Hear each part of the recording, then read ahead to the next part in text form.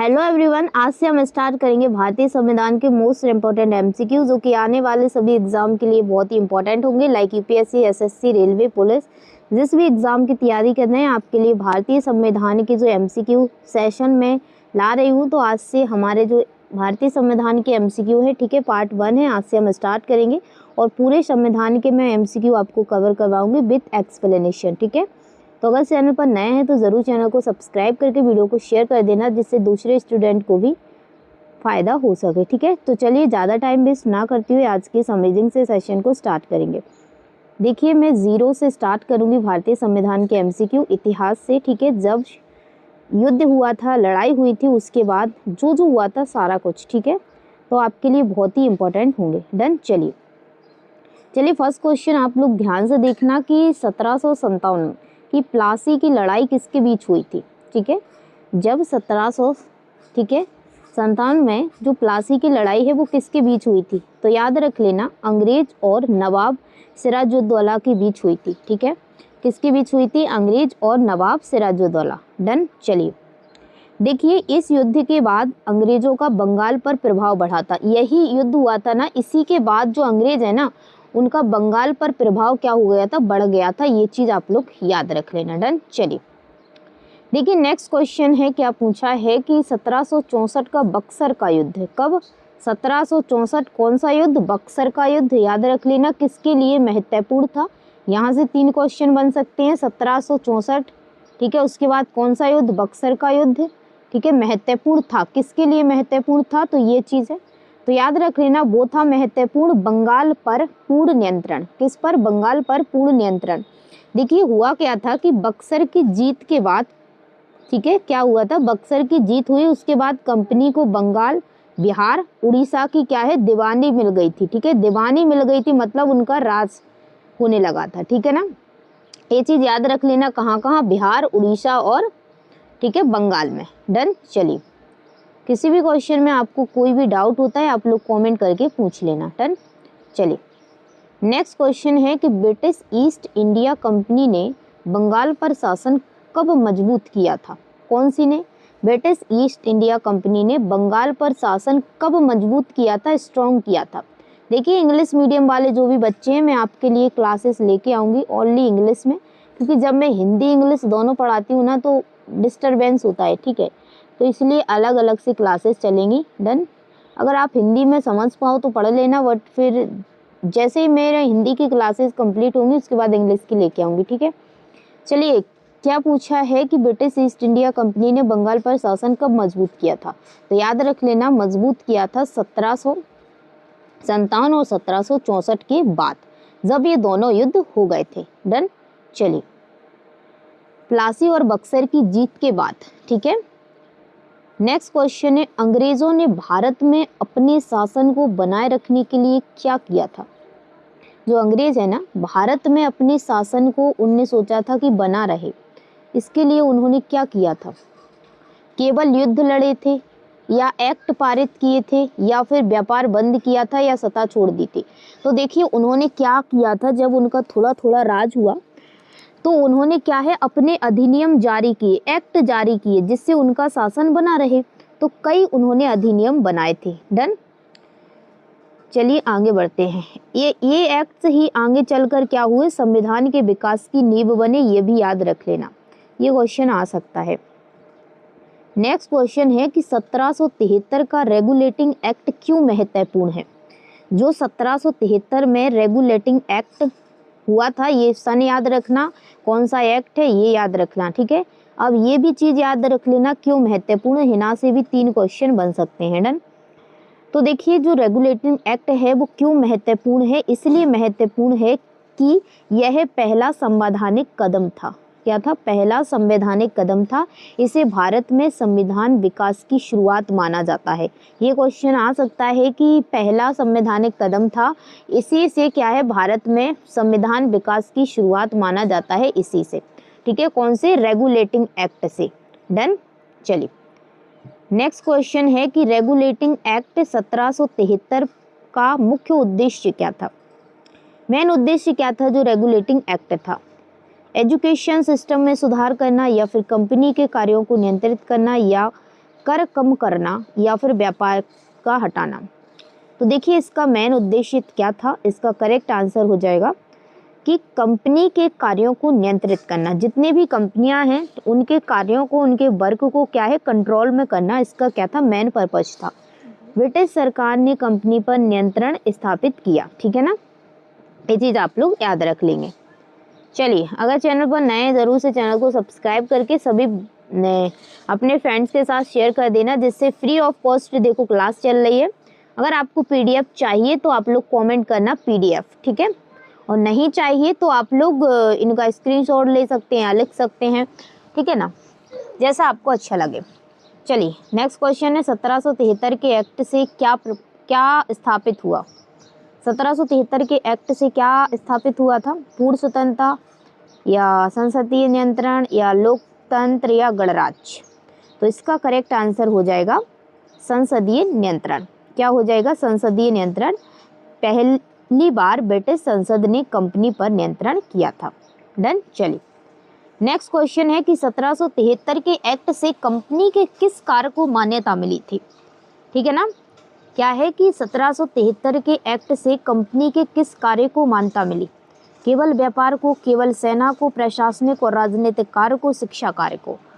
तो देखिए 1773 के एक्ट से किस कार्य को मान्यता मिली थी? इसका करेक्ट आंसर है प्रशासनिक और राजनीतिक कार्य। ठीक है, कंपनी अब केवल व्यापारी नहीं रही बल्कि शासक बन गई। ठीक है, व्यापार नहीं रहा था बल्कि क्या हो गया था, वो शासक बन गई थी। डन। चलिए 1 आवर की क्लास लेके आऊँगी। अभी थोड़ी प्रॉब्लम है, मैंने आपको बताया था कि घर में प्रॉब्लम है, फिर भी यार मैं बहुत कोशिश करती हूँ आप तक शेयर करने की। अभी मैं खेत पे आई थी, फिर भी देखो मम्मी पापा दोनों ही बुरी कंडीशन में। मम्मी तो ठीक हो गई हैं बट पापा का हाथ नहीं ठीक हुआ है, ऑपरेशन हो सकता है।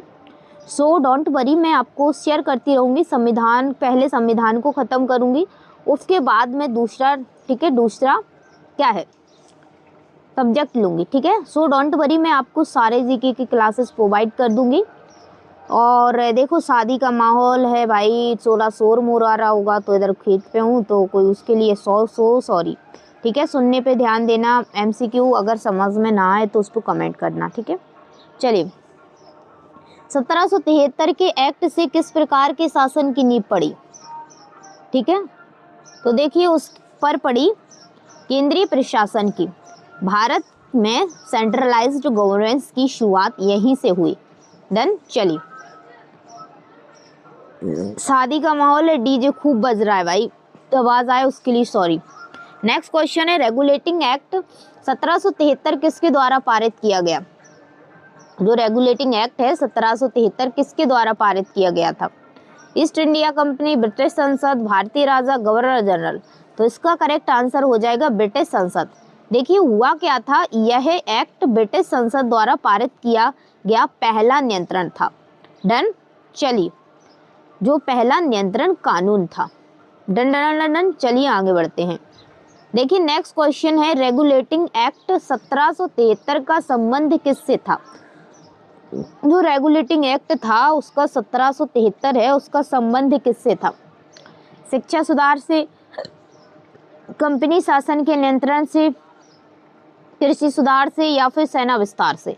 तो देखिए याद रख लेना, जो रेगुलेटिंग एक्ट है ना उसका संबंध था कंपनी शासन के नियंत्रण से। ठीक है ना, इसका उद्देश्य कंपनी के प्रशासन को क्या करना, कंट्रोल करना, नियंत्रण करना था। ठीक है, तो यहाँ पे हमारा करेक्ट आंसर हो जाएगा ऑप्शन बी। चलिए, और एक प्यारा सा कमेंट करके ज़रूर जाना भाई, मैं आपको free of cost he class provide करूँगी। मेरा उद्देश्य है जितना मैं फ्री ऑफ कॉस्ट दे सकूँ उतना दे सकूँ। बस आप लोग एक प्यारा सा कमेंट कर देना और अपने दोस्तों को शेयर कर देना। ठीक है, बस यही मेरा उद्देश्य है, क्योंकि मैं मोटिवेशन मिलता है कि हाँ आपको अच्छा लग रहा है। ठीक है, चलिए नेक्स्ट क्वेश्चन है 1773 के एक्ट से पहली बार किसका नियंत्रण स्थापित हुआ? 1773 के एक्ट से पहली बार किसका नियंत्रण स्थापित हुआ? भारतीयों का, ब्रिटिश संसद का, मुगलों का, फ्रांसीसियों का? तो देखिए इसका करेक्ट आंसर हो जाएगा ब्रिटिश संसद का। कंपनी के कार्य अब संसद के अधीन हो गए थे। ठीक है, जो कंपनी के कार्य थे बेटा वो किसके, संसद के अधीन हो गए थे। ठीक है, याद रख लेना। चलिए, और ये भी कमेंट करना आप लोग कि कौन कौन किस एग्जाम की तैयारी कर रहा है। ठीक है, संविधान के एमसीक्यू खत्म होने के बाद हम स्टार्ट करेंगे दूसरा सब्जेक्ट। ठीक है, आप लोग कमेंट कर देना उसके बाद कौन से के एमसीक्यू करवाऊं। और पूरे संविधान की एमसीक्यू बुकलेट तैयार होगी, उसके 1 रुपये की फी 1 रुपये में दूंगी उसको, इसलिए दूंगी 1 रुपये में कि अगर आप लोग 1 जन खरीदेगा 1 रुपये में दूंगी, सिर्फ 1 रुपये में। ठीक है, तो उसमें मेरे को पता चल जाएगी कितने बच्चों को रिक्वायरमेंट है। चलिए नेक्स्ट क्वेश्चन है, इस एक्ट से कंपनी को किस रूप में मान्यता मिली। जो यह एक्ट है कंपनी को किस रूप में मान्यता मिली। ठीक है, केवल व्यापारी, केवल सैनिक, शासक, प्रशासनिक या राजनीतिक या न्यायपालिका। तो देखिए इसका करेक्ट आंसर है शासक, यानी प्रशासनिक व राजनीतिक दोनों। डन, कंपनी अब शासन करने वाली संस्था बन गई। डन, चलिए करेक्ट आंसर है ऑप्शन सी।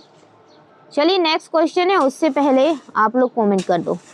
रेगुलेटिंग एक्ट 1773 से भारत में किस प्रणाली की शुरुआत हुई।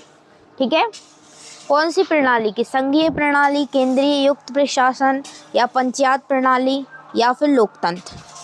ठीक है, तो इसका करेक्ट आंसर हो जाएगा ऑप्शन बी, केंद्रीयकृत प्रशासन। ठीक है, क्या हो जाएगा, केंद्रीयकृत प्रशासन कि पहली बार केंद्र स्तर पर प्रशासनिक नियंत्रण स्थापित हुआ था। ठीक है, तो यहाँ पे करेक्ट आंसर है ऑप्शन बी।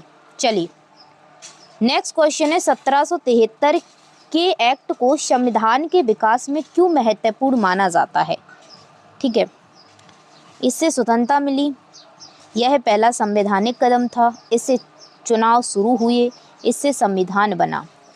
तो देखिए इससे क्या हुआ, पहला संवैधानिक कदम था, यहीं से संविधान की शुरुआत हुई। ये क्वेश्चन मोस्ट इम्पोर्टेंट है, पूछा जा सकता है। चलिए आज के सेशन को हम यहीं पर एंड करेंगे। तो अभी ये फर्स्ट क्लास थी। ठीक है, और कोशिश करूँगी कि मैं इस सेशन को 45 मिनट से ऊपर ही रखूँगी। ठीक है, अगर आप भी UPSC, SSC, railway, police, banking किसी भी कॉम्पिटिटिव एग्जाम की तैयारी कर रहे हैं तो सभी के लिए मोस्ट इम्पॉर्टेंट होगा भारतीय संविधान आपको जानना ज़रूरी है। ठीक है, कि क्या है, किस लिए, कितनी लड़ाई हुई, कैसे संविधान रचा, क्या हुआ, सारा कुछ आपको समझ में आ जाएगा एमसीक्यू के थ्रू ही, क्योंकि यहाँ पे मैं विथ एक्सप्लेनेशन आपको कवर करूँगी। ठीक है ना, तो चलिए, मत कर तमन्ना किसी को पाने की, मत कर तमन्ना किसी को पाने की, बेदर्द निगाहें हैं ज़माने की, तू खुद को इस कदर बना काबिल कि लोग तमन्ना करें तुझे पाने की।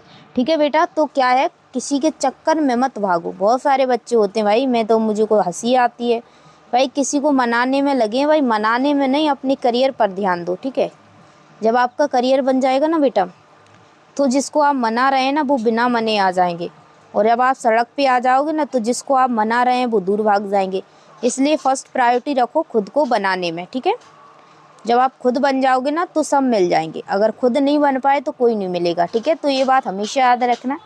कोई भी सवाल है कमेंट कर देना। ठीक है, चलिए अब मैं कोशिश करूँगी, अब पापा की, मम्मी की कंडीशन स्टेबल है बट पापा की नहीं है। ठीक है, अब फिर भी मैं कोशिश करती रहूँगी, आपको धीरे धीरे प्रोवाइड करूँगी, वो सारे संविधान के एमसीक्यू प्रोवाइड कर दूँगी। उसके बाद इसकी बुकलेट आएगी तो आप ले लेना, और उस वाली बुकलेट का भी सिर्फ और सिर्फ 1 ही रुपये रखा था मैंने, इसलिए 1 रुपये रखा था कि मुझे पता चले। ठीक है, मैं फ्री ऑफ कॉस्ट भी दे देती, बट 1 रुपये इसलिए रखा था ताकि मुझे पता चले कि किस किस बच्चे को ज़रूरत है। ठीक है, बस और कुछ नहीं। चलिए 1 रुपये सभी के पास होता है। ठीक है, कोई दिक्कत वाली बात नहीं है। चलिए मिलती हूँ नेक्स्ट पार्ट 2 में। ठीक है, इसी को आगे कंटिन्यू करेंगे। डन, चलिए पार्ट 2 में। और एक बार अपना एक प्यारा कमेंट कर देना और अपने फ्रेंड्स के साथ शेयर कर देना फ्री ऑफ कॉस्ट, जिससे उन्हें भी ठीक है फ़ायदा हो सके। चलिए मिलती हूँ कल, तब तक के लिए खुश रहिए, हमेशा मुस्कुराते रहिए। शादी ब्याह कम अटेंड करो, पढ़ाई पे फोकस करना। ठीक है, नहीं तो शादी ब्याह ही करते रह जाओगे। कंपटीशन का ज़माना है, ज़्यादा पढ़ोगे तभी कुछ होगा, नहीं तो कुछ नहीं होगा। ठीक है ना, चलिए मिलती हूँ कल, और स्वस्थ रहिए, पढ़ते रहिए, मुस्कुराते रहिए।